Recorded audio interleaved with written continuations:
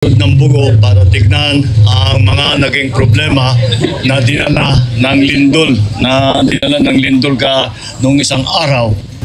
At ang pinakamalaking damage na dinala ng lindol ay infrastructure damage, mga building. Tapos yung mga gaya sa ospital, so ito, tignan ninyo itong City Hall.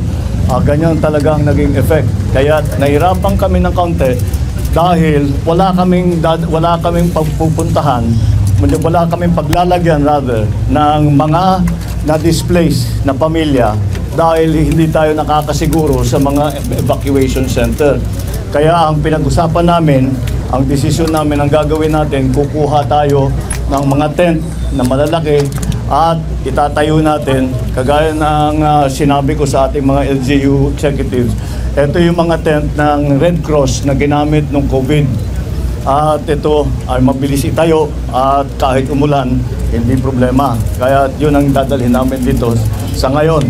And we will then, doon sa kung saan nilalagay yung gagawa ng tent city, kung tawagin, ay lalagyan din natin ng siyempre lahat ng facilities. Titiyakin natin na may food supply, may water supply, may kuryente kung kailangan mag-genset, kung anuman ang pangangailangan ng tao ay titiyakin natin na meron.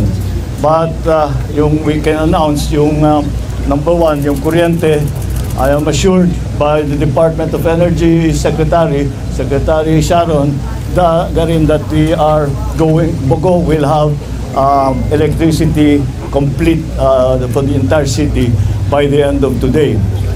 Bukod pa doon, yung dinaanan naming ospital na nasa labas pa lahat ng pasyente, ang DPWH nakapagpadala na ng mga engineer, tinignan yung ospital at ngayon clear na nila, safe na yung ospital, pwedeng ibalik sa loob ang mga pasyente na.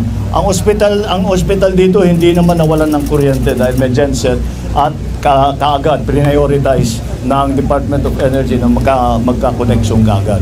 So that's those are the tapos magre-release kami ng konting tulong both from the Office of the President, yung aking the amounts that I enumerated earlier, both from the Office of the President and in the form of LGSF or Local Government Support Fund, in the amounts of 150 million for the province, 75 million for the other towns, and maybe smaller amounts for those depending on the need. And I assured all of our local executives that this is not, hindi ito minsanan lang. Pag-alis, baka naman isipin nila na pag-alis namin dito tapos na lahat. Hindi.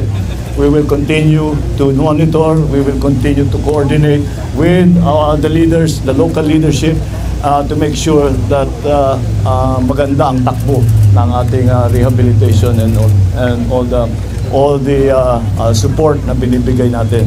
We are providing, I don't think, siguro hindi ko na kailangang ulitin, pero again, we are providing for all of those who have been displaced, lalong-lalo na yung mga nawalan ng bahay, binibigyan natin ng 10,000 na cash assistance, at least sa umpisa, kung kailangan pa nila, baka maulit, titignan natin kung paano na ang takbo ng ating recovery. I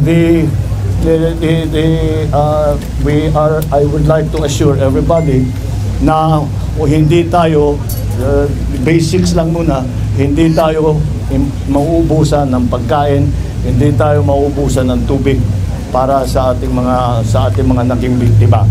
Minamadali na lang natin ang kanilang magiging kung saan sila para naman may masilungan sila dito, hindi sila na dahil marami, tama rin naman, natatakot na bumalik sa building. So mas gusto nila dito sila sa labas. So yun ang susundan natin. Yun ang kanilang kagustuhan, yun ang ating susundan. So that's why ang proposal is the tent city. So this ongoing recovery program will continue until we are satisfied na lahat ng naapektuhan ay nabigyan na ng basta't may kinakain na, may tinutulugan na, may pinupunta na, yung mga commercial enterprise ay tumatakbo na. That's the important part.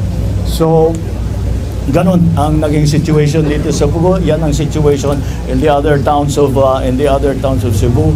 At we will continue to monitor and we will continue to assist. Thank you very much. Good afternoon.